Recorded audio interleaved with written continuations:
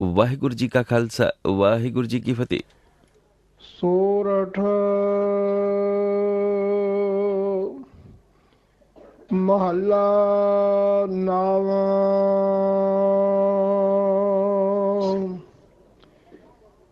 ਮਨ ਕੀ ਮਨ ਹੀ ਮਾਹੇ ਰਹੀ, ਨਾ ਹਰ ਭਜੇ ਨਾ ਤੀਰਥ ਸੇਵੇ, ਚੋਟੀ ਕਾਲ ਗਹੀ। ਮਨ ਕੀ ਮਨ ਹੀ ਮਾਹੇ ਰਹੀ, ਨਾ ਹਰ ਭਜੇ ਨਾ ਤੀਰਥ ਸੇਵੇ, ਚੋਟੀ ਕਾਲ ਗਹੀ। ਰਹਾਉ ਦਾਰਾ ਮੀਤ ਪੂਤ ਰਥ ਸੰਪਤ, ਧਨ ਪੂਰਨ ਸਭ ਮਹੀ। ਅਵਰ ਸਗਲ ਮਿਥਿਆ ਏ ਜਾਨੋ, ਭਜਨ ਰਾਮ ਕੋ ਸਹੀ।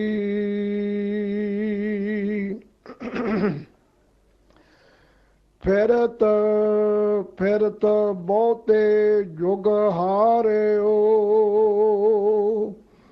ਮਾਨਸ ਦੇਹ ਲਹੀ। ਨਾਨਕ ਕਹਿਤ ਮਿਲਨ ਕੀ ਬਰੀਆ, ਸਿਮਰਤ ਕਹਾਂ ਨਹੀਂ। ਫਿਰਤ ਫਿਰਤ ਬਹੁਤੇ ਜੁਗ ਹਾਰਿਓ, ਮਾਨਸ ਦੇਹ ਲਹੀ। ਨਾਨਕ कहत ਮਿਲਨ ਕੀ ਬਰੀਆ, ਸਿਮਰਤ ਕਹਾਂ ਨਹੀਂ। ਵਾਹਿਗੁਰੂ ਜੀ ਕਾ ਖਾਲਸਾ, ਵਾਹਿਗੁਰੂ ਜੀ ਕੀ ਫਤਿਹ। ਸੋਰਠ ਮਹੱਲਾ ਨਾਵਾਂ। ਮਨ ਕੀ ਮਨ ਹੀ ਮਾਹੇ ਰਹੀ, ਨਾ ਹਰ ਭਜੇ ਨਾ ਤੀਰਥ ਸੇਵੇ, ਚੋਟੀ ਕਾਲ ਗਹੀ। ਵਾਹਿਗੁਰੂ ਜੀ ਕਾ ਖਾਲਸਾ, ਵਾਹਿਗੁਰੂ ਜੀ ਕੀ ਫਤਿਹ। ਇਸ ਹਨ ਅੱਜ ਦੇ ਪਾਵਨ ਪਵਿੱਤਰ ਮਹਾਫਰਮਾਨ, ਅੱਜ ਦੇ ਹੁਕਮਨਾਮਾ ਸਾਹਿਬ ਜੀ। ਅੱਜ ਦੇ ਪਵਿੱਤਰ ਹੁਕਮਨਾਮਾ ਸਾਹਿਬ ਜੀ ਦੀ ਵਿਚਾਰ ਵਾਰਤਾ ਸ਼ੁਰੂ ਕਰਦੇ ਹਾਂ। ਆਪ ਜੀ ਤੋਂ ਇਜਾਜ਼ਤ ਲੈ ਕੇ, ਖਿਮਾ ਮੰਗ ਕੇ, ਸਤਿਗੁਰਾਂ ਤੋਂ ਓਟ ਆਸਰਾ ਲੈ ਕੇ, ਪਾਤਸ਼ਾਹ ਜੀ ਦੇ ਚਰਨਾਂ ਦੇ ਵਿੱਚ ਬੇਨਤੀ ਕਰਕੇ, ਜਿਉਂ ਬੁਲਾਹੁ ਤੋ ਨਾਨਕ ਦਾਸ ਬੋਲੇ। ਅੱਜ ਦਾ ਪਾਵਨ ਪਵਿੱਤਰ ਮਹਾਫਰਮਾਨ ਪਾਤਸ਼ਾਹ ਨੌਵੇਂ ਸ਼ਹੀਦ ਗੁਰੂ ਤੇਗ ਬਹਾਦਰ ਮਹਾਰਾਜ ਜੀ ਦੀ ਮੁਬਾਰਕ ਪਵਿੱਤਰ ਬਾਣੀ ਦੇ ਵਿੱਚੋਂ ਬਖਸ਼ਿਸ਼ ਹੋਇਆ ਹੈ। ਸਤਿਗੁਰਾਂ ਜੀ ਦੇ ਅੱਜ ਦੇ ਪਵਿੱਤਰ ਹੁਕਮਨਾਮਾ ਸਾਹਿਬ ਜੀ ਨੂੰ, ਪਾਵਨ ਮਹਾਫਰਮਾਨ ਨੂੰ ਆਪਾਂ ਗੁਰੂ ਗ੍ਰੰਥ ਸਾਹਿਬ ਜੀ ਦੇ ਪਾਵਨ ਸ਼ੁਭ ਅੰਗ 631 631 ਉੱਪਰ ਸੁਭਾਇਮਾਨ ਹੋਇਆ ਦੇਖਦੇ ਹਾਂ। ਰਾਗ ਸੂਰਠ ਹੈ।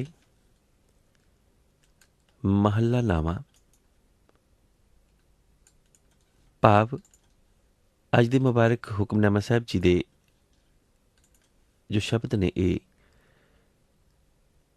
ਗੁਰੂ ਤੇਗ ਬਹਾਦਰ ਮਹਾਰਾਜ ਜੀ ਦੀ ਮੁਬਾਰਕ ਪਵਿੱਤਰ ਬਾਣੀ ਦੇ ਵਿੱਚੋਂ ਨੇ ਔਰ ਰਾਗ ਸੂਰਠ ਦੇ ਵਿੱਚ ਨੇ। ਸੂਰਠ ਇੱਕ ਰਾਗਣੀ ਦਾ ਨਾਮ ਹੈ। ਇਹ ਮੇਘ ਰਾਗ ਦੀ ਇੱਕ ਰਾਗਣੀ ਹੈ। ਸਤਿਗੁਰੂ ਜੀ ਨੇ ਸੂਰਠ ਰਾਗ ਦੇ ਵਿੱਚ ਪਾਤਸ਼ਾਹ ਚੌਥੇ ਗੁਰਪਿਤਾ ਗੁਰੂ ਰਾਮਦਾਸ ਮਹਾਰਾਜ ਜੀ ਨੇ ਗੁਰੂ ਗ੍ਰੰਥ ਸਾਹਿਬ ਜੀ ਦੇ ਪਾਵਨ ਅੰਗ ਸ਼ੁਭ ਅੰਗ 642 ਉੱਪਰ ਇਸ ਦਾ ਜ਼ਿਕਰ ਕੀਤਾ ਹੈ। ਸਤਿਗੁਰ ਕਹਿੰਦੇ ਨੇ, ਸੂਰਠ ਸਦਾ ਸੁਹਾਵਣੀ ਜੇ ਮਨ ਹੋਏ। ਤੋ ਸੂਰਠ ਇੱਕ ਮੇਘ ਰਾਗ ਦੀ ਰਾਗਣੀ ਦਾ ਨਾਮ ਹੈ। ਜਿਸ ਰਾਗ ਦੇ ਵਿੱਚ ਅੱਜ ਦੇ ਹੁਕਮਨਾਮਾ ਸਾਹਿਬ ਜੀ ਦੀ ਪਾਵਨ ਬਖਸ਼ਿਸ਼ਣਾ ਹੈ। ਅਗਰ ਕੋਈ ਰਾਗੀ ਜਨ, ਕੋਈ ਗਾਇਕ ਜਨ ਅੱਜ ਦੇ ਹੁਕਮਨਾਮਾ ਸਾਹਿਬ ਜੀ ਦੀ ਗਾਇਨਾ ਕਰਨੀ ਚਾਹੁਣ ਤਾਂ ਸਤਿਗੁਰਾਂ ਵੱਲੋਂ ਮਿੱਥਿਆ ਹੁਕਮਨ ਰਾਗ ਸੂਰਠ ਹੈ। ਮਹੱਲਾ ਨਾਵਾਂ। ਸ਼ਹੀਦ ਗੁਰੂ ਤੇਗ ਬਹਾਦਰ ਮਹਾਰਾਜ ਜੀ ਦੀ ਮੁਬਾਰਕ ਬਾਣੀ, ਸ਼ੁਭ ਅੰਗ 631। ਮਨ ਕੀ ਮਨ ਹੀ ਮਾਹ ਰਹੀ, ਨਾ ਹਰ ਭਜੇ ਨਾ ਤੀਰਥ ਸੇਵੇ, ਚੋਟੀ ਕਾਲ ਗਹੀ। ਅਰਹਾਉ ਅੱਜ ਦੇ ਹੁਕਮਨਾਮਾ ਸਾਹਿਬ ਜੀ ਦੀ ਪਹਿਲੀ ਮੁਬਾਰਕ ਪੰਕਤੀ, ਜਿਸ ਪਹਿਲੀ ਹੀ ਪਵਿੱਤਰ ਸਤਰ ਦਾ ਸੰਬੰਧ ਰਹਾਉ ਦੇ ਨਾਲ ਹੈ। ਰਹਾਉ ਕੇਂਦਰੀ ਭਾਵ ਹੈ, ਭਾਵ ਜੋ ਸਤਿਗੁਰ ਨੇ ਕਹਿਣਾ ਹੈ ਉਹ ਰਹਾਉ ਦੀ ਮੁਬਾਰਕ ਪੰਕਤੀ ਦੇ ਵਿੱਚ ਕਹਿ ਦਿੱਤਾ ਜਾਂਦਾ ਹੈ। ਔਰ ਇਸੇ ਕਰਕੇ ਇਸ ਨੂੰ ਆਪਾਂ ਕੇਂਦਰੀ ਭਾਵ ਜਾਂ ਥੀਮ ਕਹਿੰਦੇ ਹਾਂ, ਜਿਹਨੂੰ ਸੈਂਟਰਲ ਆਈਡੀਆ ਵੀ ਕਿਹਾ ਜਾਂਦਾ ਹੈ। ਤੋ ਕੇਂਦਰੀ ਭਾਵ ਹੈ ਕਿ ਮਨ ਕੀ ਮਨ ਹੀ ਮਾਹਿ ਰਹੀ।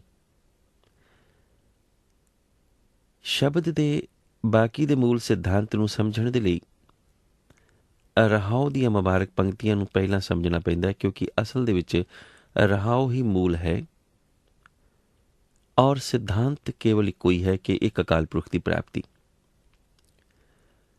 ਮਨੁੱਖ ਨੇ ਇੱਕ ਅਕਾਲ ਪੁਰਖ ਦੀ ਪ੍ਰਾਪਤੀ ਮਨ ਅਕਾਲ ਪੁਰਖ ਦੇ ਨਾਲ ਜੋੜ ਕੇ ਕਰਨੀ ਹੈ। ਐਸਾ ਸਤਿਗੁਰ ਦਾ ਬਾਰ-ਬਾਰ ਬਚਨ ਹੈ। ਔਰ ਇਸੇ ਲਈ ਸਤਿਗੁਰ ਬਾਰ-ਬਾਰ ਇੱਕ ਪ੍ਰਸ਼ਨ ਕਰਦੇ ਹੈ, ਮਨ ਰੇ ਕੌਣ ਕੁਮਤ ਤੈ ਲੀਨੀ, ਪਰ ਦਾਰਾ ਨਿੰਦਿਆ ਰਸ ਰਚਿਓ, ਰਾਮ ਭਗਤ ਨਹਿ ਕੀਨੀ। ਮਨ ਨੂੰ ਸਮਝਾਇਆ ਕਿਉਂਕਿ ਮਾਂ ਹੀ ਇਸ ਮਨ ਕੋ ਸਮਝਾਏ। ਔਰ ਸਤਿਗੁਰ ਨੇ ਤਾਂ ਇਸ ਮਨ ਨੂੰ ਸਵਾਨ ਪੂਛ ਯਾਨੀ ਕਿ ਕੁੱਤੇ ਦੀ ਪੂਛ ਦੇ ਬਰਾਬਰ ਵੀ ਮਿਲਾ ਦਿੱਤਾ ਹੈ। ਸਵਾਨ ਪੂਛ ਜੋ ਹੋ ਨ ਸੂਦੋ। ਕੁੱਤੇ ਦੀ ਪੂਛ ਜਿਸ ਤਰ੍ਹਾਂ ਸਿੱਧੀ ਨਹੀਂ ਹੁੰਦੀ, ਇਸ ਤਰ੍ਹਾਂ ਇਹ ਮਨ ਸਿੱਧਾ ਨਹੀਂ ਹੁੰਦਾ। ਮਨ ਨੂੰ ਸਿੱਧਾ ਕਰਨ ਦੀ ਜੁਗਤ ਗੁਰਮਤਿ ਹੈ, ਕਿਉਂਕਿ ਮਨ ਬੁਰਿਆਈਆਂ ਲੋਚਦਾ ਹੈ। ਮਨ ਲੋਚੇ ਬੁਰਿਆਈਆਂ, ਗੁਰ ਸ਼ਬਦੀ ਇਹ ਮਨ ਹੋੜੀਏ। ਗੁਰੂ ਸ਼ਬਦ ਰਾਹੀਂ ਇਸ ਮਨ ਨੂੰ ਹੋੜਿਆ ਜਾ ਸਕਦਾ ਹੈ, ਮਨਾਇਆ ਜਾ ਸਕਦਾ ਹੈ, ਮੋੜਿਆ ਜਾ ਸਕਦਾ ਹੈ। ਇਸ ਕਰਕੇ ਸਤਿਗੁਰ ਨੇ ਗੁਰ ਸ਼ਬਦ ਦੀ ਸੂਝ ਦੇਣ ਦੇ ਵਾਸਤੇ ਸਾਨੂੰ ਗੁਰੂ ਗ੍ਰੰਥ ਸਾਹਿਬ ਜੀ ਦੀ ਪਵਿੱਤਰ ਬਾਣੀ ਦਿੱਤੀ, ਤਾਂ ਕਿ ਮਨੁੱਖ ਸ਼ਬਦ ਰਾਹੀਂ ਗੁਰ ਗਿਆਨ ਹਾਸਲ ਕਰੇ ਔਰ ਆਪਣੀ ਮੰਜ਼ਿਲ ਤੱਕ ਅਪੜੇ। ਮਨ ਕੀ ਮਨ ਹੀ ਮਾਹਿ ਰਹੀ। ਮਨ ਦੀ ਮਨ ਵਿੱਚ ਹੀ ਰਹਿ ਗਈ। ਕਿਹੜੀ ਐਸੀ ਗੱਲ ਸੀ ਜਿਹੜੀ ਮਨ ਦੀ ਮਨ ਵਿੱਚ ਹੀ ਰਹਿ ਗਈ? ਇਹ ਇੱਕ ਬਹੁਤ ਗਹਿਰੇ ਸਿਧਾਂਤਕ ਅਰਥਸਾਰ ਵੱਲ ਇਸ਼ਾਰਾ ਕਰਦਾ ਹੈ। ਹੁਣ ਸਤਿਗੁਰ ਕਹਿੰਦੇ ਨੇ ਕਿ ਨਾ ਹਰ ਭਜੇ ਨਾ ਤੀਰਥ ਸੇਵੇ, ਚੋਟੀ ਕਾਲ ਗਹੀ। ਹੋ ਸਕਦਾ ਹੈ ਕਿ ਟੀਕਾਕਾਰ ਇਸ ਦਾ ਮਤਲਬ ਇਹ ਕਰਨ ਕਿ ਨਾ ਹਰੀ ਭਜਿਆ ਨਾ ਤੀਰਥ ਸੇਵਿਆ, ਚੋਟੀ ਕਾਲ ਗਹੀ। ਪਹਿਲੀ ਗੱਲ ਤਾਂ ਇਹ ਹੈ ਕਿ ਹਰੀ ਨੂੰ ਭਜਣਾ ਕਿਵੇਂ ਹੈ ਔਰ ਤੀਰਥ ਦੇ ਉੱਤੇ ਜਾਣਾ ਕਿਵੇਂ ਹੈ। ਨਾ ਹਰ ਭਜੇ ਨਾ ਤੀਰਥ ਸੇਵੇ, ਕਿਉਂਕਿ ਰਹਾਉ ਦੀ ਮੁਬਾਰਕ ਪੰਕਤੀ ਹੈ ਔਰ ਮਨ ਕੀ ਮਨ ਹੀ ਮਾਹਿ ਰਹੀ ਦੀ ਗੱਲ ਆਪਾਂ ਸਮਝਣੀ ਹੈ। ਇਸ ਕਰਕੇ ਇਸ ਦਾ ਮਤਲਬ ਇਹ ਨਹੀਂ ਹੋ ਸਕਦਾ ਕਿ ਨਾ ਹਰ ਭਜਿਆ ਗਿਆ। ਨਾ ਹਰ ਭਜਿਆ ਇਸ ਦਾ ਮਤਲਬ ਇਹ ਨਹੀਂ ਹੋ ਸਕਦਾ। ਨਾ ਤੀਰਥ ਸੇਵਿਆ ਇਸ ਦਾ ਮਤਲਬ ਇਹ ਵੀ ਨਹੀਂ ਹੋ ਸਕਦਾ। ਤਾਂ ਫਿਰ ਮਤਲਬ ਕੀ ਹੈ? ਮਤਲਬ ਹੈ ਕਿ ਨਾ ਹਰੀ ਭਜ ਸਕਿਆ, ਨਾ ਹਰੀ ਭਜਿਆ ਗਿਆ ਕਿਉਂਕਿ ਨਾ ਹਰੀ ਨੂੰ ਭਜ ਸਕਿਆ। ਨਾ ਤੀਰਥ ਸੇਵਿਆ ਗਿਆ ਕਿਉਂਕਿ ਤੀਰਥ ਨੂੰ ਸਮਝ ਹੀ ਨਹੀਂ ਸਕਿਆ। ਔਰ ਹੋਇਆ ਕੀ? ਚੋਟੀ ਕਾਲ ਗਈ। ਚੋਟੀ ਕਹਿੰਦੇ ਨੇ ਮਨੁੱਖ ਦੇ ਸਿਰ ਦੇ ਵਾਲਾਂ ਦੀ ਜਿਹੜੀ ਬੋਦੀ ਹੈ, ਕਾਲ ਗਈ। ਆਖਰੀ ਅਰਥ ਬੜਾ ਸਪਸ਼ਟ ਹੈ। ਆਖਰੀ ਅਰਥ ਹੈ ਕਿ ਮਨ ਦੀ ਆਸ ਜਿਹੜੀ ਹੈ ਉਹ ਮਨ ਦੇ ਵਿੱਚ ਰਹਿ ਗਈ, ਕਿਉਂਕਿ ਅਕਾਲ ਪੁਰਖ ਦਾ ਭਜਨ ਨਹੀਂ ਕੀਤਾ ਔਰ ਸੰਤ ਜਨਾਂ ਦੀ ਜਾਂ ਤੀਰਥ ਉੱਤੇ ਜਾ ਕੇ ਸੇਵਨਾ ਨਹੀਂ ਕੀਤੀ। ਮੌਤ ਨੇ ਆ ਕੇ ਪਕੜ ਲਿਆ, ਬੋਦੀ ਤੋਂ ਆ ਕੇ ਪਕੜ ਲਿਆ। ਮੌਤ ਨੇ ਕਿਹੜੀ ਬੋਦੀ ਤੋਂ ਪਕੜਿਆ? ਮੌਤ ਤਾਂ ਹਰ ਕਿਸੇ ਨੂੰ ਆਣੀ ਹੈ। ਮੌਤ ਨੇ ਹਰ ਕਿਸੇ ਨੂੰ ਪਕੜਨਾ ਹੈ। ਇੱਕ ਬੜੀ ਸਪਸ਼ਟ ਜੀ ਗੱਲ ਹੈ। ਲੇਕਿਨ ਆਖਰੀ ਅਰਥ ਤੋਂ ਪਰੇ ਜਾ ਕੇ ਜਦੋਂ ਆਪਾਂ ਅੰਤਰੀ ਭਾਵਨਾ ਦੇ ਨਾਲ ਜੁੜਦੇ ਹਾਂ ਤਾਂ ਗੱਲ ਬੜੀ ਸਪਸ਼ਟ ਹੋ ਜਾਂਦੀ ਹੈ ਕਿ ਨਾ ਹਰ ਭਜੇ, ਹਰੀ ਦਾ ਭਜਨ ਕਰ ਨਹੀਂ ਸਕਿਆ ਕਿਉਂਕਿ ਮਨ ਕੀ ਮਨ ਹੀ ਮਾਹਿ ਰਹੀ। ਮਨ ਦੇ ਵਿੱਚ ਤਾਂ ਉਹ ਜ਼ਰੂਰ ਸੋਚਦਾ ਰਿਹਾ ਕਿ ਮੈਂ ਪਰਮਾਤਮਾ ਦੀ ਸਿਮਰਨਾ ਕਰਨੀ ਹੈ। ਮਨ ਦੀ ਸ਼ੁੱਧਤਾ ਔਰ ਕਸ਼ੁੱਧਤਾ, ਇਹਦੇ ਉੱਤੇ ਸ਼ੱਕ ਨਹੀਂ ਹੈ। ਇੱਥੇ ਮਨ ਸ਼ੁੱਧ ਹੈ। ਸ਼ੁੱਧ ਮਨ ਸੋਚ ਰਿਹਾ ਕਿ ਮੈਂ ਅਕਾਲ ਪੁਰਖ ਦੀ ਭਜਨਾ ਕਰਨੀ ਹੈ, ਮੈਂ ਤੀਰਥ ਉੱਪਰ ਜਾ ਕੇ ਸੇਵਨਾ ਕਰਨੀ ਹੈ। ਲੇਕਿਨ ਭਜ ਨਹੀਂ ਸਕਿਆ, ਤੀਰਥ ਉੱਤੇ ਜਾ ਨਹੀਂ ਸਕਿਆ, ਤੀਰਥ ਉੱਤੇ ਜਾ ਕੇ ਸੇਵਾ ਨਹੀਂ ਕਰ ਸਕਿਆ। और होया कि मन की मन ही माहि रही, यानी कि भजन करना चाहया कर नहीं सकिया, तीर्थ ते जाना चाहया तीर्थ कर नहीं सकिया। क्यों क्यों की कारण बनिया? कारण बनिया दारा मीत पूत रथ संपत धन, एक कारण बन गया।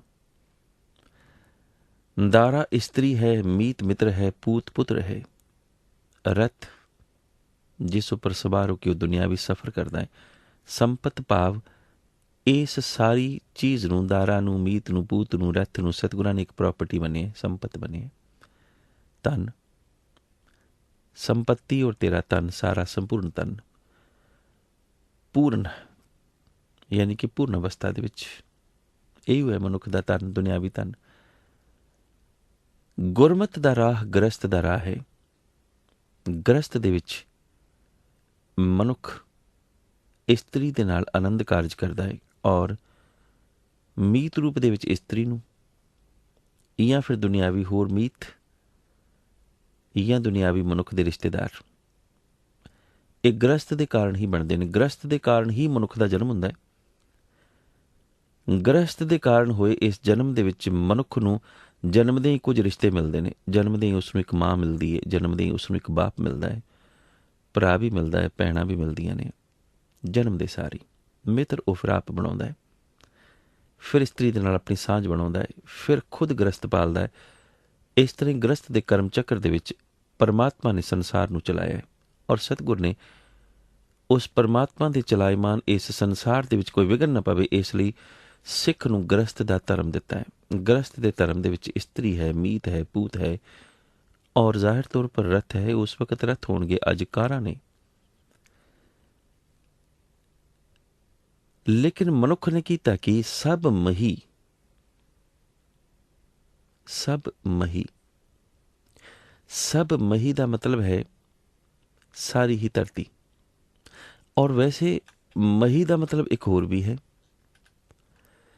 ਮਹੀ ਦਾ ਮਤਲਬ ਧਰਤੀ ਦੇ ਵਿੱਚ ਅੰਦਰ ਵੀ ਹੈ। ਜਿਵੇਂ ਸਤਿਗੁਰਾਂ ਜੀ ਦੀ ਪਵਿੱਤਰ ਬਾਣੀ ਹੈ ਆਸਾ ਰਾਗ ਦੇ ਵਿੱਚ ਪਾਤਸ਼ਾਹ ਦੂਜੇ ਧੰਨ ਧੰਨ ਪਿਤਾ ਗੁਰੂ ਅੰਗਦ ਦੇਵ ਮਹਾਰਾਜ ਜੀ ਦੀ ਮੁਬਾਰਕ ਬਾਣੀ 485 ਗੁਰੂ ਗ੍ਰੰਥ ਸਾਹਿਬ ਜੀ ਦਾ ਪਾਵਨ ਅੰਗ ਹੈ। ਸਤਿਗੁਰ ਕਹਿੰਦੇ ਨੇ ਥਾਨ ਥਨੰਤਰ ਨਾਮਾ ਪਰਵਣੈ ਪੂਰਨ ਰਹਿਓ ਤੂੰ ਸਰਬ ਮਹੀ। ਇੱਥੇ ਉਸ ਅਕਾਲ ਪੁਰਖ ਨੂੰ ਕਿਹਾ ਕਿ ਤੂੰ ਸਭ ਦੇ ਅੰਦਰ ਸਮਾਇਆ ਹੋਇਆ, ਸਰਬ ਮਹੀ, ਪੂਰ ਰਹਿਓ ਤੂੰ ਸਰਬ ਮਹੀ। ਮੈਂ ਮਹੀ ਦਾ ਮਤਲਬ ਆਪ ਜੀ ਨੂੰ ਅਰਥ ਸਪਸ਼ਟ ਕਰਨ ਦੇ ਲਈ ਇਹ ਪਾਵਨ ਪੰਕਤੀ ਉਚਾਰੀ ਹੈ ਕਿ ਮਹੀ ਦਾ ਅਰਥ ਵਿੱਚ ਹੈ, ਅੰਦਰ ਹੈ। ਜਿਵੇਂ ਇੱਥੇ ਸਤਿਗੁਰ ਕਹਿੰਦੇ ਨੇ ਪਰਵਣੈ ਪੂਰਨ ਰਹਿਓ ਤੂੰ ਸਭ ਮਹੀ, ਤੂੰ ਸਭ ਦੇ ਅੰਦਰ ਹੈ। ਹੁਣ ਇੱਥੇ ਪਾਤਸ਼ਾਹ ਕਹਿੰਦੇ ਦਾਰਾ ਮੀਤ ਪੂਤ ਰਥ ਸੰਪਤ ਧਨ ਪੂਰਨ ਸਭ ਮਹੀ, ਸਭ ਦੇ ਵਿੱਚ, ਯਾਨੀ ਕਿ ਮਨੁੱਖ ਇਹਨਾਂ ਦੇ ਵਿੱਚ, ਇਹਨਾਂ ਸਾਰਿਆਂ ਦੇ ਵਿੱਚ ਗੁੜ ਚੁ ਗਿਆ। ਗੁਜਰੀ ਰਾਗ ਦੇ ਵਿੱਚ ਪਾਤਸ਼ਾਹ ਪੰਚਮ 499 ਗੁਰੂ ਗ੍ਰੰਥ ਸਾਹਿਬ ਜੀ ਦਾ ਅੰਗ ਹੈ, ਜਿੱਥੇ ਕਹਿੰਦੇ ਨੇ ਬਲਵੰਤ ਵਿਆਪ ਰਹੀ ਸਭ ਮਹੀ। ਮਤਲਬ ਸਪਸ਼ਟ ਹੈ ਕਿ ਅੰਦਰ ਹੈ ਮਹੀ ਦਾ ਮਤਲਬ। ਤੋ ਜੇ ਅੰਦਰ ਕਰਕੇ ਆਪਾਂ ਗੱਲ ਕਰਾਂਗੇ ਤਾਂ ਸਪਸ਼ਟ ਗੱਲ ਹੋ ਜਾਏਗੀ ਕਿ ਮਨੁੱਖ ਇਹਨਾਂ ਦੇ ਅੰਦਰ ਗੁੜ ਚੁ ਗਿਆ। ਹੁਣ ਗ੍ਰਸਤ ਦਾ ਜੀਵਨ ਤਾਂ ਪਰਮਾਤਮਾ ਨੇ ਖਿਮਾ ਕਰਨੀ ਗੁਰੂ ਨੇ ਸਾਨੂੰ ਦਿੱਤਾ ਹੈ, ਗੁਰੂਆਂ ਨੇ ਸਾਨੂੰ ਦਿੱਤਾ ਹੈ। ਗ੍ਰਸਤ ਦੇ ਜੀਵਨ ਦੇ ਵਿੱਚ ਹੀ ਪਰਮਾਤਮਾ ਮਨੁੱਖ ਨੂੰ ਮਿਲੇਗਾ।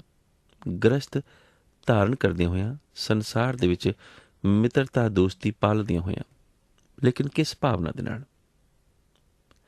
ਬੇਨਤੀ ਕੀਤੀ ਸੀ ਆਪ ਜੀ ਦੇ ਚਰਨਾਂ ਦੇ ਵਿੱਚ ਪਿਛਲੇ ਹਫ਼ਤੇ ਵੀ ਕਿ ਸਤਿਗੁਰ ਨੇ, ਬਾਬਾ ਕਬੀਰ ਜੀ ਨੇ ਪਵਿੱਤਰ ਬਾਣੀ ਦੇ ਵਿੱਚ ਬੜਾ ਸਪਸ਼ਟ ਕਿਹਾ ਹੈ, ਮਨ ਕਰ ਬੈਲ ਸੁਰਤ ਕਰ ਪੈਂਡਾ। ਮਨ ਬੈਲ ਹੈ, ਭਾਵ ਬੈਲ ਦੇ ਉੱਤੇ ਆਪਾਂ ਆਪਣਾ ਸਮਾਨ ਰੱਖਣਾ ਹੈ। ਔਰ ਸੁਰਤ ਕਰ ਪੈਂਡਾ, ਪੈਂਡਾ ਕਿਹੜਾ ਤੈਅ ਕਰਨਾ? ਸੁਰਤ ਦਾ, ਯਾਨੀ ਕਿ ਸੂਝ ਦਾ, ਸਮਝ ਦਾ। ਮਨੁੱਖ ਦੇ ਮਨ ਉੱਪਰ, ਕਿਉਂਕਿ ਅਕਸਰ ਐਸਾ ਹੁੰਦਾ ਹੈ ਕਿ ਮਨੁੱਖ ਆਪਣੇ ਮਨ ਦਾ ਗੁਲਾਮ ਹੋ ਕੇ ਰਹਿ ਜਾਂਦਾ ਹੈ। ਮਨ ਕਰ ਬੈਲ, ਜੇ ਬੈਲ ਨੂੰ ਚੁੱਕਣਾ ਪੈ ਜਾਵੇ, ਬੈਲ ਦੇ ਉੱਪਰ ਅਸੀਂ ਬੈਠ ਕੇ, ਬੈਲ ਦੇ ਪਿੱਛੇ ਅਸੀਂ ਗੱਡਾ ਲਗਾ ਕੇ ਸਫ਼ਰ ਤੈਅ ਕਰ ਸਕਦੇ ਹਾਂ, ਲੇਕਿਨ ਜੇ ਉਸੇ ਹੀ ਬੈਲ ਨੂੰ ਸਾਨੂੰ ਚੁੱਕਣਾ ਪੈ ਜਾਵੇ। ਸਤਿਗੁਰੂ ਗੁਰੂ ਰਾਮਦਾਸ ਮਹਾਰਾਜ ਜੀ ਦੇ ਕੋਲ ਇੱਕ ਗੁਰਸਿੱਖ ਆਇਆ, ਸਿੱਖ, ਔਰ ਸਤਿਗੁਰ ਨੂੰ ਕਹਿਣ ਲੱਗਾ ਕਿ ਮਨ ਕਰ ਬੈਲ ਸੁਰਤ ਕਰ ਪੈਂਡਾ। ਸੁਰਤ ਦਾ ਪੈਂਡਾ ਕਿਹੜਾ ਹੈ ਔਰ ਮਨ ਬੈਲ ਕਿਵੇਂ ਕਰਨਾ ਹੈ? ਪਾਤਸ਼ਾਹ ਕਹਿਣ ਲੱਗੇ ਕਿ ਆਇਆ ਕਿਸ ਤਰ੍ਹਾਂ ਹੈ? ਕਿ ਸਤਿਗੁਰ ਘੋੜੇ ਉੱਪਰ ਸਵਾਰ ਹੋ ਕੇ ਆਏ ਆ। ਪਾਤਸ਼ਾਹ ਕਹਿਣ ਲੱਗੇ ਹੁਣ ਘੋੜਾ ਕਿੱਥੇ ਹੈ? ਕਿ ਪਾਤਸ਼ਾਹ ਬਾਹਰ ਬੰਨ੍ਹ ਕੇ ਆਏ ਆ। ਸਤਿਗੁਰ ਕਹਿਣ ਲੱਗੇ ਵਾਪਸ ਕਿਵੇਂ ਜਾਏਗਾ? ਕਿ ਪਾਤਸ਼ਾਹ ਉਸੇ ਘੋੜੇ ਉੱਪਰ ਸਵਾਰ ਹੋ ਕੇ ਜਾਵਾਂਗਾ। ਤੇ ਪਾਤਸ਼ਾਹ ਕਹਿਣ ਲੱਗੇ ਫਿਰ ਜਦੋਂ ਘਰ ਪਹੁੰਚੇਗਾ ਫਿਰ ਘੋੜੇ ਨੂੰ ਕੀ ਕਰੇਗਾ? ਪਾਤਸ਼ਾਹ ਫਿਰ ਘੋੜੇ ਨੂੰ ਬੰਨ੍ਹ ਦਿਆਂਗਾ। ਸਤਿਗੁਰ ਕਹਿਣ ਲੱਗੇ ਕਿਉਂ ਬੰਨੇਗਾ? ਕਿ ਪਾਤਸ਼ਾਹ ਨਹੀਂ ਬੰਨਾਂਗਾ ਤਾਂ ਇੱਧਰ ਉੱਧਰ ਭਟਕੇਗਾ, ਇੱਧਰ ਉੱਧਰ ਚਲਾ ਜਾਏਗਾ। ਪਾਤਸ਼ਾਹ ਕਹਿਣ ਲੱਗੇ ਤੈਨੂੰ ਤਾਂ ਪਤਾ ਹੈ ਮਨ ਕਰ ਬੈਲ ਦਾ ਮਤਲਬ। ਸਤਿਗੁਰ ਨਹੀਂ ਸਮਝਿਆ ਗੱਲ। ਪਾਤਸ਼ਾਹ ਕਹਿਣ ਲੱਗੇ ਘੋੜੇ ਉੱਪਰ ਸਵਾਰ ਹੋ ਕੇ ਮੰਜ਼ਿਲ ਤੱਕ ਪਹੁੰਚ ਗਏ ਨਾ, ਗੁਰੂਦਰ ਤੱਕ ਆਪਣੇ ਹੈ ਨਾ ਘੋੜੇ ਉੱਪਰ ਸਵਾਰ ਹੋ ਕੇ। ਸੋਚ ਇਸ ਘੋੜੇ ਨੂੰ ਤੈਨੂੰ ਚੁੱਕਣਾ ਪਵੇ।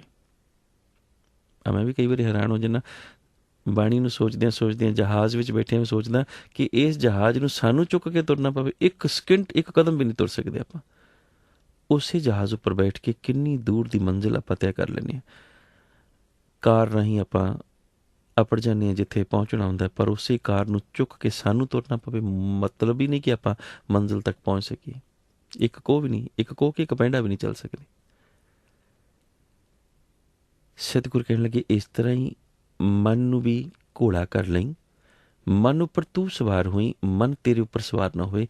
ਹੁੰਦਾ ਕੀ ਹੈ, ਜਦੋਂ ਸੁਰਤ ਦਾ ਪੈਂਡਾ ਮਨੁੱਖ ਨੂੰ ਨਹੀਂ ਪਤਾ ਹੁੰਦਾ ਤਾਂ ਮਨ ਸਵਾਰ ਹੋਇਆ ਹੁੰਦਾ। ਪਰ ਤਰਾਸ਼ਦੀ ਮਨੁੱਖ ਦੀ ਕੀ ਹੈ, ਮਨੁੱਖ ਬਾਰ-ਬਾਰ ਕਹਿੰਦਾ ਜੀ ਅਸੀਂ ਤਾਂ ਮਨ ਦੇ ਬਾਦਸ਼ਾਹ ਹਾਂ,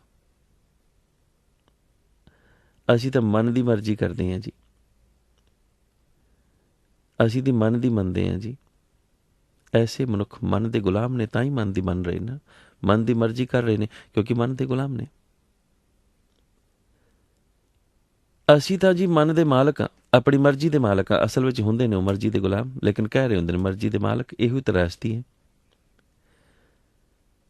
ਮਨ ਉੱਪਰ ਮਨੁੱਖ ਨੇ ਸਵਾਰ ਹੋਣਾ ਸੀ, ਲੇਕਿਨ ਸਵਾਰ ਮਨ ਮਨੁੱਖ ਉੱਪਰ ਹੋ ਗਿਆ। ਮਨੁੱਖ ਉੱਪਰ ਮਨ ਸਵਾਰ ਹੈ, ਇਸੇ ਕਰਕੇ ਮਨ ਨੇ ਕਿਹਾ ਕਿ ਮੈਂ ਨਾਈ ਕੋਲ ਜਾਣਾ ਹੈ, ਮਨੁੱਖ ਨਾਈ ਕੋਲ ਚਲਾ ਗਿਆ, ਕੇਸ ਕਤਲ ਕਰਾ ਲਏ। ਮਨ ਨੇ ਕਿਹਾ ਮੈਂ ਸ਼ਰਾਬ ਪੀਣੀ ਹੈ, ਮਨੁੱਖ ਨੇ ਸ਼ਰਾਬ ਪੀ ਲਈ। ਮਨ ਨੇ ਕਿਹਾ ਮੈਂ ਜੂਆ ਖੇਡਣਾ ਹੈ, ਮਨੁੱਖ ਨੇ ਜੂਆ ਖੇਡ ਲਿਆ। ਇਹਦਾ ਮਤਲਬ ਹੈ ਕਿ ਮਨ ਸਵਾਰ ਸੀ। ਜੇ ਮਨ ਸਵਾਰ ਨਾ ਹੁੰਦਾ ਤਾਂ ਮਨ ਤਾਂ ਕਹੇਗਾ, ਕਿਉਂਕਿ ਮਨ ਲੋਚੇ ਬੁਰਾਈਆਂ, ਮਨ ਤਾਂ ਬੁਰਾਈਆਂ ਲੋਚੇਗਾ ਹੀ ਲੋਚੇਗਾ। ਇਹ ਮਨ ਦੀ ਫਿਤਰਤ ਹੈ ਔਰ ਇਹੋ ਹੀ ਮਾਇਆ ਜਾਲ ਹੈ। ਮਨ ਤਾਂ ਕਹੇਗਾ ਕਿ ਮੈਂ ਸ਼ਰਾਬ ਪੀਣ ਲਈ ਮੈਂ ਖਾਨੇ ਤੱਕ ਜਾਣਾ। ਮਨੁੱਖ ਜੇ ਚਲਾ ਗਿਆ ਤਾਂ ਇਹਦਾ ਮਤਲਬ ਮਨ ਸਵਾਰ ਹੈ। ਜੇ ਮਨੁੱਖ ਨਹੀਂ ਗਿਆ ਤਾਂ ਇਹਦਾ ਮਤਲਬ ਮਨੁੱਖ ਮਨ ਉੱਪਰ ਸਵਾਰ ਹੈ। ਗੁਰ ਸ਼ਬਦ ਹੀ ਇਹ ਮਨ ਹੋੜੀ ਹੈ। ਜਿਹੜੇ ਗੁਰੂ ਦਾ ਸ਼ਬਦ, ਗੁਰੂ ਦਾ ਗਿਆਨ ਹਾਸਲ ਕਰਦੇ ਨੇ, ਉਹ ਆਪਣੇ ਮਨ ਨੂੰ ਹੋੜ ਲੈਂਦੇ ਨੇ, ਮਨ ਉੱਪਰ ਸਵਾਰ ਹੋ ਕੇ। ਸਤਿਗੁਰ ਕਹਿਣ ਲੱਗੇ ਘੋੜੇ ਉੱਪਰ ਸਵਾਰ ਹੋਏ ਹੈ, ਔਰ ਜਦੋਂ ਘੋੜੇ ਤੋਂ ਉਤਰੇ ਤਾਂ ਫਿਰ ਘੋੜੇ ਨੂੰ ਬੰਨ੍ਹ ਦਿੱਤਾ ਤਾਂ ਕਿ ਇੱਧਰ ਉੱਧਰ ਨਾ ਭਟਕੇ। ਸਵਾਰ ਵੀ ਹੋਣਾ ਔਰ ਬੰਨ੍ਹ ਕੇ ਵੀ ਰੱਖਣਾ। ਜਿਹੜੇ ਸਵਾਰ ਹੋ ਗਏ ਮਨ ਉੱਪਰ, ਜਿਨ੍ਹਾਂ ਨੇ ਬੰਨ੍ਹ ਲਿਆ, ਉਹਨਾਂ ਨੇ ਮਨ ਕਰ ਬੈਲ, ਉਹਨਾਂ ਨੇ ਮਨ ਨੂੰ ਬੈਲ ਬਣਾ ਲਿਆ। ਸੁਰਤ ਕਰ ਪੈਂਡਾ, ਫਿਰ ਉਹਨਾਂ ਨੂੰ ਸਮਝ ਲੱਗੀ ਕਿ ਪੈਂਡਾ ਕਿਹੜਾ ਹੈ, ਸੁਰਤ ਦਾ ਪੈਂਡਾ। ਤੋ ਇੱਥੇ ਸਤਿਗੁਰ ਇਹ ਨਹੀਂ ਕਹਿ ਰਹੇ ਕਿ ਤੂੰ ਦਾਰਾ ਮੀਤ ਪੂਤ ਰਥ ਸੰਪਤ ਇਹ ਸਭ ਰੱਖਣੇ ਨੇ। ਸੁਰਤ ਕਰ ਪੈਂਡਾ, ਪਰ ਸੁਰਤ ਅਕਾਲ ਪੁਰਖ ਵੱਲ ਹੋਵੇ,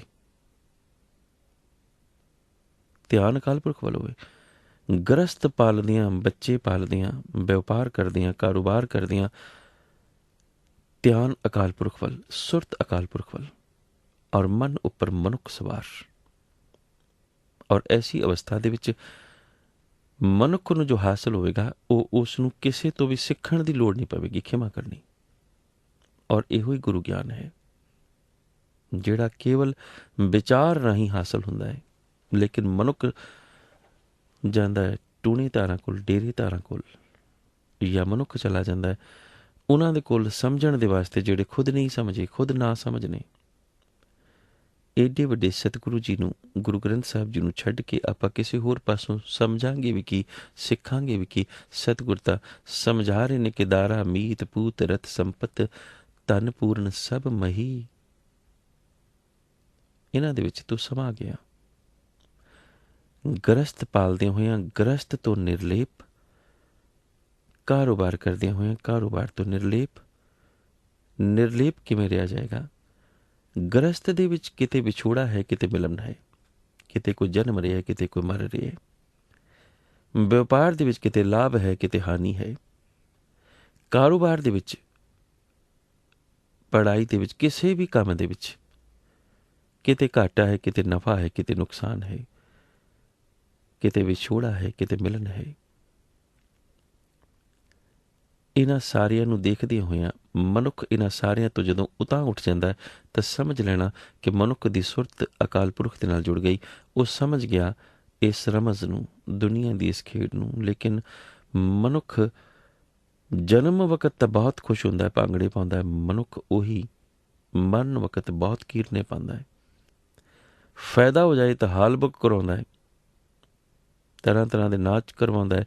ਘਾਟਾ ਪੈ ਜਾਵੇ ਤਾਂ ਵੀ ਇੰਨਾ ਕੁ ਰੋਂਦਾ ਹੈ ਕਿ ਟੈਲੀਫੋਨ ਕਰਕੇ ਦੱਸਦਾ ਲੋਕਾਂ ਨੂੰ ਬਹੁਤ ਘਾਟਾ ਪੈ ਗਿਆ, ਬਹੁਤ ਹਾਨੀ ਹੋਈ।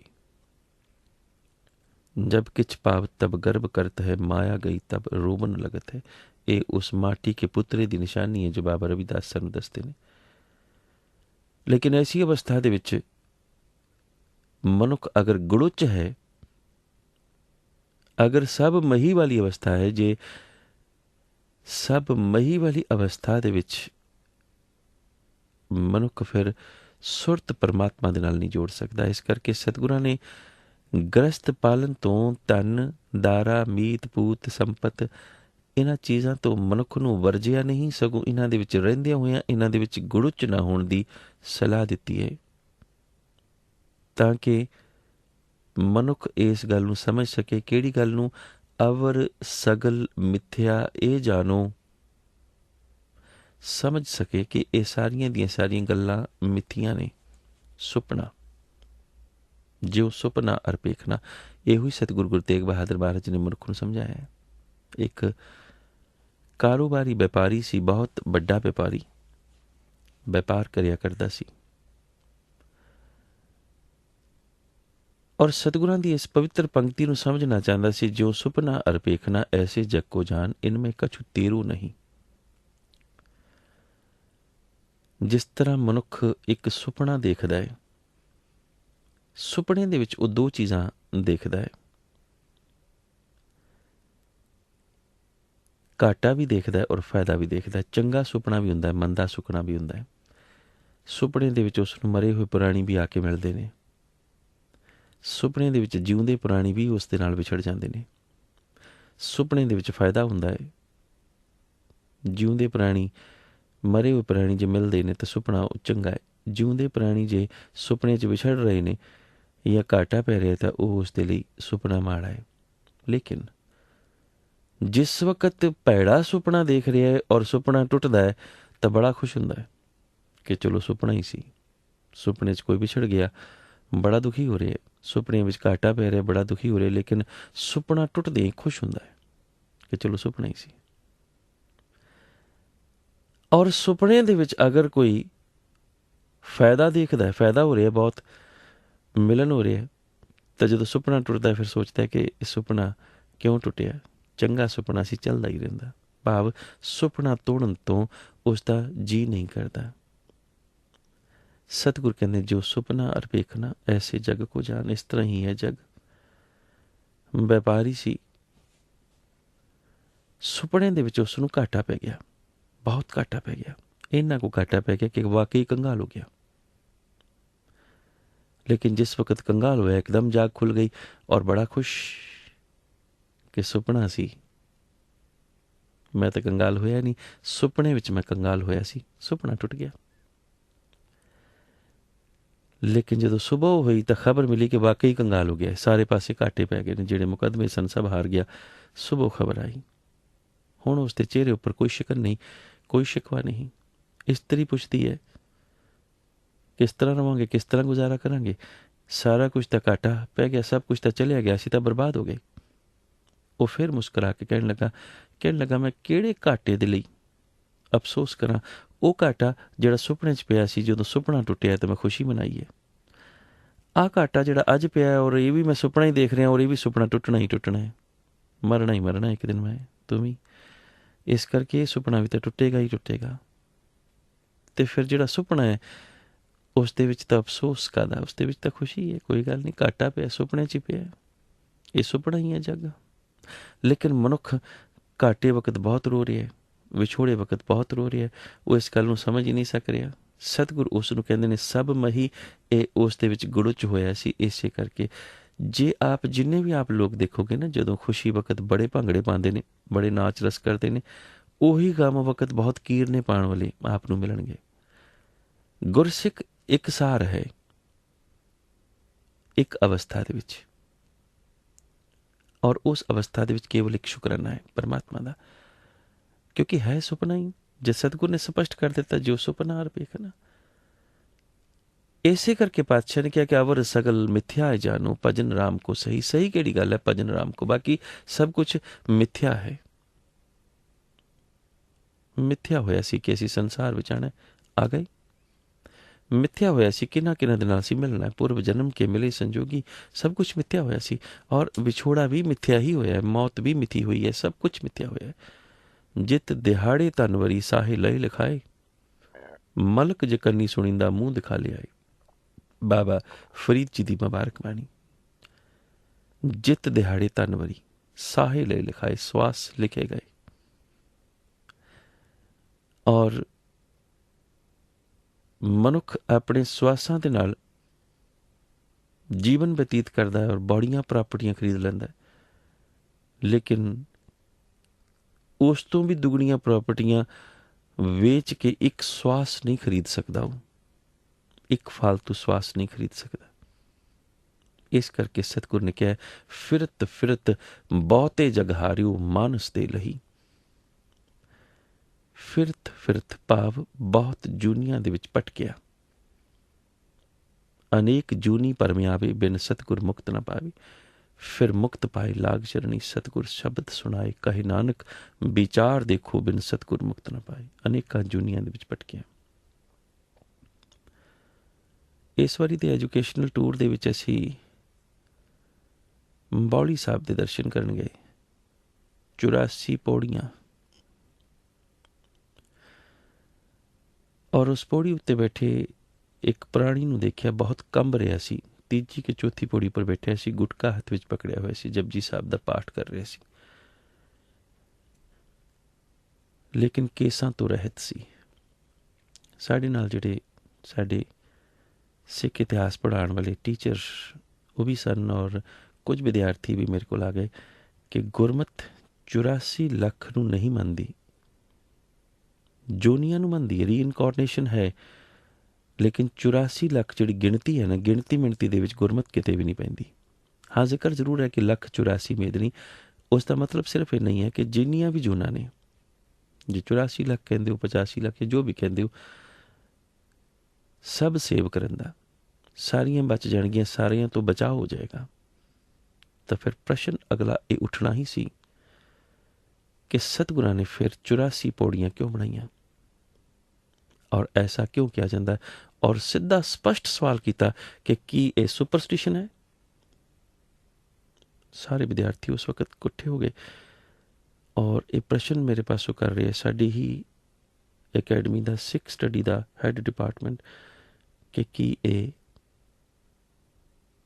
ਸੁਪਰਸਟੀਸ਼ਨ ਹੈ, ਕਰਮਕਾਂਡ। ਕੀ ਜਵਾਬ ਇਸਦਾ? ਸਤਿਗੁਰਾਂ ਨੇ 84 ਪੌੜੀਆਂ ਕਿਉਂ ਬਣਾਈਆਂ? ਸਤਿਗੁਰ ਪਾਤਸ਼ਾਹ ਗੁਰੂ ਅਮਰਦਾਸ ਮਹਾਰਾਜ, ਸਤਿਗੁਰ ਪਾਤਸ਼ਾਹ ਗੁਰੂ ਅੰਗਦ ਦੇਵ ਮਹਾਰਾਜ, ਖਿਮਾ ਕਰਨੀ ਬਹੁਤ ਛੋਟਾ ਮੂੰਹ ਹੈ ਔਰ ਸ਼ਾਇਦ ਕਦੀ ਵੱਡੀ ਗੱਲ ਵੀ ਕਰ ਜਾਣਾ,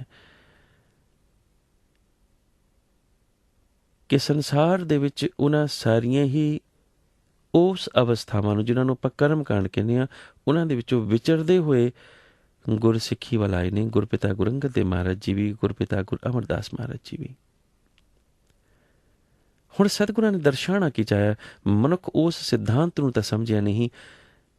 ਕਿਵੇਂ ਹੋ ਸਕਦਾ ਹੈ ਕਿ ਇੱਕ ਇਸ਼ਨਾਨ ਕੀਤਿਆਂ ਹੋਇਆਂ, ਇੱਕ ਪਾਠ ਕੀਤਿਆਂ ਹੋਇਆਂ 1 ਲੱਖ ਜੂਨ ਕੱਟੀ ਜਾਏਗੀ, ਔਰ ਇਸ ਤਰ੍ਹਾਂ ਕਰਦੇ ਕਰਦੇ 84 मैं अगला सवाल उन्होंने पूछा कि क्योंकि गुरमत और गुरु सिद्धांत प्रैक्टिकल है, गुरु धर्म भी प्रैक्टिकल है, प्रयोग। मैं उन्होंने ये सवाल पूछा कि पौड़ियाँ उपरों थल्ले जा रही ने? कहने लगे हाँ। मैं क्या पाठ पहला जपजी साहब का थल्लों करना है कि उपरों? कि जी थल्लों करना है, शुरुआत थल्लों करनी है, इशनान थल्लों करना है। इशनान तो जिस्मानी हो रहा है और गुरमत जिस्मानी इशनान तो कदी भी मानी नहीं रही। हाँ, जिस्मानी इशनान शुद्धता का प्रतीक जरूर है कि शुद्ध होके अपने गुरुद्वार जाना है। इस करके इशनान शरीर का भी जरूरी है। जीव निर्मल बाहरों निर्मल, सतगुर ते करनी कमानी। मैं क्या सिद्धांत नूं समझना, गुरमत का जो सिद्धांत जो गुरु सानू समझा गए ने,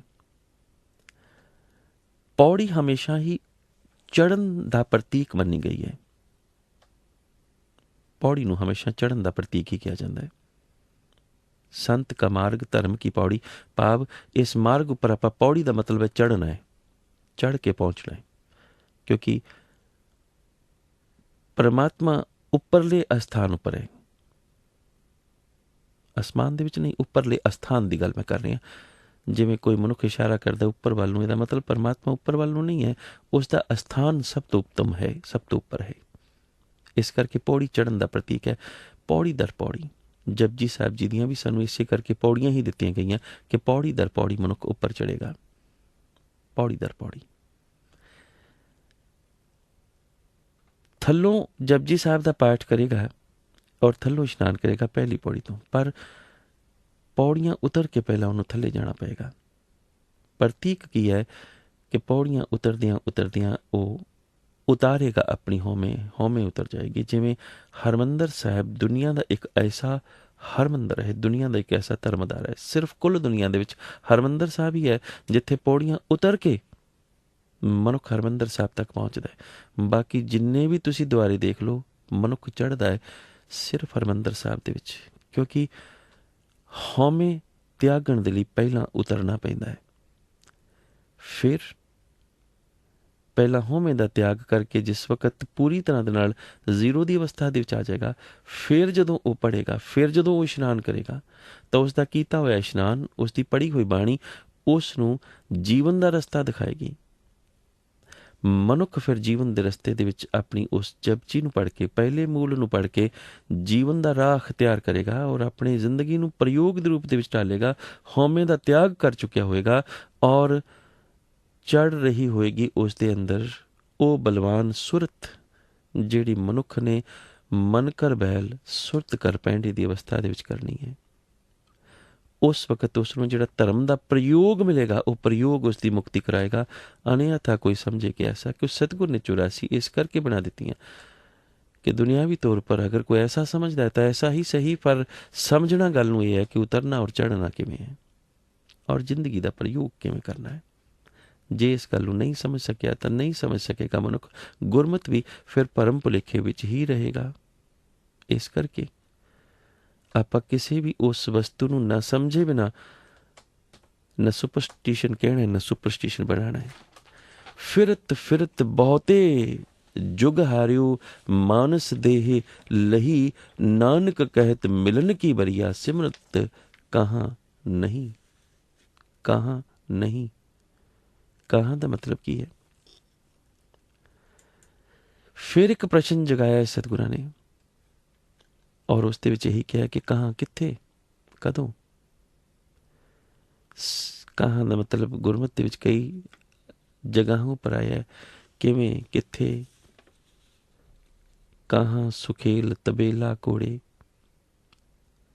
सतगुर ने कई जगह पर जिक्र किया है और अर्थ बिल्कुल स्पष्ट है कि संसार की सारी प्रॉपर्टी जिन्नियां कारां धी पुत्र मित्र स्त्री माल स्थान धन पदार्थ सारी धरती सब कुछ नाशमान है। सही है अकाल पुरख दा भजन। इस करके मैं अनेक जूनी भटक भटक के इस गल नूं समझ नहीं सकिया कि भजन की सी और तीर्थ की सी। और मैं जिहड़े सतगुरां ने सानू कर्म करना तो मुक्त किया, मैं उस सतगुरां दे विच ही ਪੌੜੀਆਂ ਆਦਿ ਦੀ ਇਸ ਚੜ੍ਹਨ ਉਤਰਨ ਦੀ ਅਵਸਥਾ ਨੂੰ ਲੈ ਕੇ ਕਰਮਕਾਂਡ ਹੀ ਭਾਲਦਾ ਰਿਹਾ। ਕਰਮਕਾਂਡ ਮਨੁੱਖ ਨੂੰ ਜਲਦ ਇਸ ਕਰਕੇ ਸਮਝ ਲੱਗਦਾ ਕਿਉਂਕਿ ਸੁਖਾਵਾਂ ਹੈ, ਇੱਕ ਛਾਲ ਮਾਰੋ ਪਾਣੀ ਦੀ ਅਤੇ ਤੀਰਥ ਹੋ ਜਾਏ ਅਤੇ ਸਾਰੇ ਪਾਪ ਧੋਤੇ ਜਾਣ ਅਤੇ ਮਨੁੱਖ ਨੂੰ ਹੋਰ ਕੀ ਚਾਹੀਦਾ, ਪਰ ਐਸਾ ਹੁੰਦਾ ਨਹੀਂ। ਸਤਿਗੁਰ ਕਹਿੰਦੇ ਨੇ ਮਿਲਣ ਦੀ ਇਹ ਵਾਰੀ ਹੈ, ਔਰ ਹੁਣ ਸਿਮਰਨ ਕਿਉਂ ਨਹੀਂ ਕਰ ਰਿਹਾ? ਜਦ ਸਮਾਂ ਮਿਲਿਆ ਤਾਂ ਕਿਉਂ ਪੈ ਗਿਆ ਪਾਖੰਡਾਂ ਦੇ ਵਿੱਚ?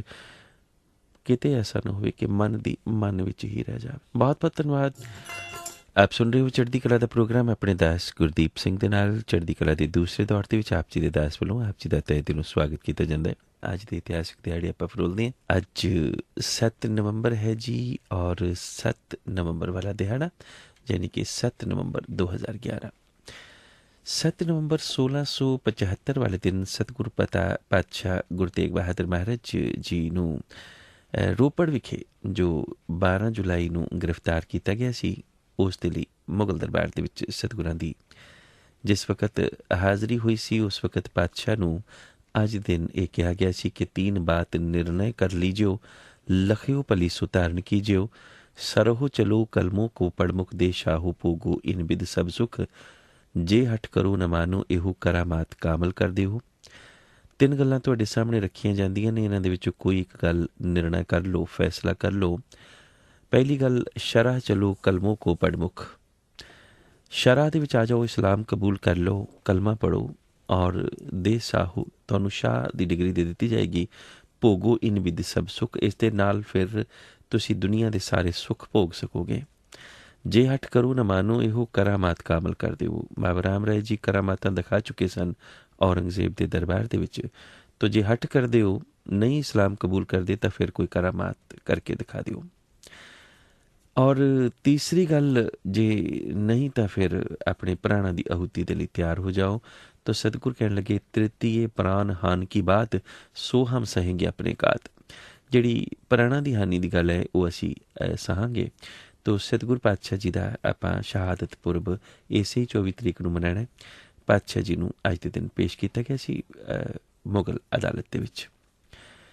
7 ਨਵੰਬਰ ਯਾਨੀ ਅੱਜ ਦੇ ਦਿਨ ਹੀ ਖਾਲਸਾ ਪੰਥ ਸ੍ਰੀ ਦਰਬਾਰ ਸਾਹਿਬ ਹਰਿਮੰਦਰ ਸਾਹਿਬ ਵਿਖੇ ਇਕੱਠਾ ਹੋਇਆ ਸੀ, ਔਰ ਲਾਹੌਰ ਦੇ ਉੱਪਰ ਹਮਲਾ ਕੀਤੇ ਜਾਣ ਦੀ ਜੋ ਮਤਾ ਹੈ ਉਹ ਮਤਾ ਅੱਜ ਦੇ ਦਿਨ ਪਾਸ ਕੀਤਾ ਗਿਆ ਸੀ। ਭਾਵ ਅੱਜ ਦੇ ਦਿਨ 7 ਨਵੰਬਰ 1760 ਵਾਲੇ ਦਿਨ ਮੀਰ ਮੁਹੰਮਦ ਖਾਂ, ਜਿਹੜਾ ਕਿ ਲਾਹੌਰ ਦਾ ਉਸ ਵਕਤ ਦਾ ਨਾਜ਼ਮ ਸੀ, ਅਸਲ ਦੇ ਵਿੱਚ ਜਿਹੜੀ ਸਰਬਤ ਖਾਲਸਾ ਹੈ ਉਸ ਦੀ ਬੈਠਕ ਅੱਜ ਦੇ ਦਿਨ 7 ਨਵੰਬਰ 1760 ਵਾਲੇ ਦਿਨ ਹੋਈ ਸੀ। ਔਰ ਇਸ ਗੁਰਮਤ ਜਿਹੜਾ ਇਕੱਠ ਸੀ ਗੁਰ ਕੇ ਸਿੱਖਾਂ ਦਾ, ਇਸ ਵਿੱਚ ਇੱਕ ਗੁਰਮਤਾ ਪਾਸ ਕੀਤਾ ਗਿਆ ਸੀ ਕਿ ਪਹਿਲਾਂ ਵਾਰਨਿੰਗ ਦਿੱਤੀ ਜਾਵੇ, ਅਗਰ ਨਹੀਂ ਮੰਨਦਾ ਤਾਂ ਫਿਰ ਲਾਹੌਰ ਉੱਪਰ ਹਮਲਾ ਕਰ ਦਿੱਤਾ ਜਾਵੇ। ਖਾਲਸਾ ਫੌਜ ਨੇ ਇਸ ਗੁਰਮਤੇ ਨੂੰ ਉਸੇ ਵਕਤ ਅਮਲੀ ਜਾਮਾ ਪਹਿਰਾ ਦਿੱਤਾ ਸੀ। ਅੱਗੇ ਇਤਿਹਾਸ ਆਪਾਂ ਸਾਰੇ ਜਾਣਦੇ ਹਾਂ ਕਿ ਮਹਾਰਾਜਾ ਜੱਸਾ ਸਿੰਘ ਜੀ ਆਹਲੂਵਾਲੀਆ, ਸਰਦਾਰ ਚੇਤ ਸਿੰਘ ਜੀ ਜਿਹੜੇ ਕਨਈਆ ਸਨ, ਕਨਈਆ ਮਿਸਲ ਦੇ ਵਿੱਚੋਂ, ਅਤੇ ਗੁਜਰ ਸਿੰਘ ਜੀ ਭੰਗੀ ਔਰ ਹਰੀ ਸਿੰਘ ਜੀ ਭੰਗੀ, ਇਹਨਾਂ ਨੇ ਮਿਲ ਕੇ 10,000 ਖਾਲਸਾਈ ਫੌਜਾਂ ਦੇ ਨਾਲ ਆਖਰ ਕੂਚ ਕੀਤਾ ਸੀ ਲਾਹੌਰ ਵੱਲ। ਅੱਜ ਦੇ ਦਿਨ ਇੱਕ ਹੋਰ ਭਾਣਾ ਵਾਪਰਿਆ ਸੀ ਜੋ ਅੱਜ ਦੇ ਦਿਨ ਇੱਕ ਵਾਰੀ ਫੇਰ ਯਾਨੀ ਕਿ 1921 ਕਿਵੇਂ ਕਰਨੀ 1921 ਦਾ ਮੋਰਚਾ ਤਾਂ ਚਾਬੀਆਂ ਦਾ ਮੋਰਚਾ ਹੈ। ਅੱਜ ਦੇ ਦਿਨ ਜੋ ਦਰਬਾਰ ਸਾਹਿਬ ਦੇ ਵਿੱਚ ਪੁਲਿਸ ਜੋ ਹੈ ਅੱਜ ਦੇ ਦਿਨ ਫੇਰ ਗਈ ਸੀ, ਯਾਨੀ ਕਿ 7 ਨਵੰਬਰ ਵਾਲੇ ਦਿਨ, ਅੱਜ ਦੇ ਦਿਨ 7 ਨਵੰਬਰ 1985 ਵਾਲੇ ਦਿਨ। ਉਸ ਵਕਤ ਪੰਜਾਬ ਦੇ ਵਿੱਚ ਸੁਰਜੀਤ ਸਿੰਘ ਬਰਨਾਲਾ ਜਿਹੜੇ ਸਨ ਉਹ ਮੁੱਖ ਮੰਤਰੀ ਸਨ, ਅਤੇ ਉਹਨਾਂ ਦੀ ਸਰਕਾਰ ਬਣਨ ਤੋਂ ਬਾਅਦ ਪੁਲਿਸ ਜਿਹੜੀ ਹੈ ਅੱਜ ਦੇ ਦਿਨ ਇੱਕ ਵਾਰੀ ਫੇਰ ਦਾਖਲ ਹੋਈ ਸੀ ਸ੍ਰੀ ਦਰਬਾਰ ਸਾਹਿਬ ਵਿਖੇ। ਔਰ ਇਸੇ ਜਗ੍ਹਾ ਉੱਪਰ ਅੱਜ ਦੇ ਦਿਨ ਜੋ ਸਿੱਖ ਸਟੂਡੈਂਟ ਫੈਡਰੇਸ਼ਨ ਹੈ ਉਸ ਦੇ ਜੋ ਸਕੱਤਰ ਸਨ ਸੁਖਵਿੰਦਰ ਸਿੰਘ ਜੀ ਸੰਧੂ ਸਾਹਿਬ ਅਤੇ ਸਰਦਾਰ ਭੁਪਿੰਦਰ ਸਿੰਘ ਜੀ, ਉਹਨਾਂ ਨੂੰ ਸ੍ਰੀ ਦਰਬਾਰ ਸਾਹਿਬ ਵਿਖੇ ਗ੍ਰਿਫਤਾਰ ਕਰ ਲਿਆ ਗਿਆ ਸੀ, ਔਰ ਦਰਬਾਰ ਸਾਹਿਬ ਦੇ ਵਿੱਚ ਸਾਰਿਆਂ ਹੀ ਕਮਰਿਆਂ ਦੀ ਇੱਕ ਵਾਰੀ ਫੇਰ ਤਲਾਸ਼ੀ ਲਈ ਗਈ ਸੀ। ਅੱਜ ਦੇ ਦਿਨ ਭਾਵ 7 ਨਵੰਬਰ 1921 ਵਾਲੇ ਦਿਨ ਦਰਬਾਰ ਸਾਹਿਬ ਦੇ ਤੋਸ਼ੇਖਾਨੇ ਦੀਆਂ ਚਾਬੀਆਂ ਦਾ ਜੋ ਮੋਰਚਾ ਹੈ ਉਸ ਨੂੰ ਆਪਾਂ ਇਹ ਕਹਿ ਸਕਦੇ ਹਾਂ ਕਿ ਅੱਜ ਦੇ ਦਿਨ ਚਾਬੀਆਂ ਜਿਹੜੀਆਂ ਨੇ ਉਹ ਸਰਕਾਰ ਨੇ ਆਪਣੇ ਕਬਜ਼ੇ ਦੇ ਵਿੱਚ ਲਈਆਂ ਸਨ ਔਰ ਅੱਜ ਦੇ ਦਿਨ 3 ਵਜੇ ਤੋਂ ਬਾਅਦ ਜਿਹੜਾ ਲਾਲਾ ਅਮਰਨਾਥ ਨਾਮ ਦਾ ਇੱਕ EAE ਸੀ ਉਸਨੇ ਪੁਲਿਸ ਦੀ ਇੱਕ ਤਾੜ ਨੂੰ ਨਾਲ ਲੈ ਕੇ ਉਸ ਵਕਤ ਅੰਦਰ ਯਾਨੀ ਕਿ ਪ੍ਰਵੇਸ਼ ਕਰ ਲਿਆ ਸੀ। ਉਸ ਵਕਤ ਸੁੰਦਰ ਸਿੰਘ ਜੀ ਰਾਮਗੜੀਆ ਦੇ ਵੀ ਉਹ ਘਰ ਗਿਆ ਸੀ ਅਤੇ ਦਰਬਾਰ ਸਾਹਿਬ ਦੇ ਤੋਸ਼ੇਖਾਨੇ ਦੀਆਂ ਉਸਨੇ ਚਾਬੀਆਂ ਜਿਹੜੀਆਂ ਸਨ ਆਪਣੇ ਕਬਜ਼ੇ ਦੇ ਵਿੱਚ ਲੈ ਲਈਆਂ ਸਨ। ਇਹ ਸਾਰੀਆਂ ਚਾਬੀਆਂ ਕਬਜ਼ੇ ਦੇ ਵਿੱਚ ਨਹੀਂ ਸੀ ਲੈ ਸਕਿਆ, ਕੁਝ ਕੁ ਚਾਬੀਆਂ ਉਸਨੇ ਕਬਜ਼ੇ ਦੇ ਵਿੱਚ ਲਈਆਂ ਸਨ। ਫਿਰ ਉਸ ਤੋਂ ਬਾਅਦ ਜਿਹੜਾ ਹੈ ਅੱਜ ਦਾ ਇਹ ਮੋਰਚਾ ਲੱਗਾ ਸੀ।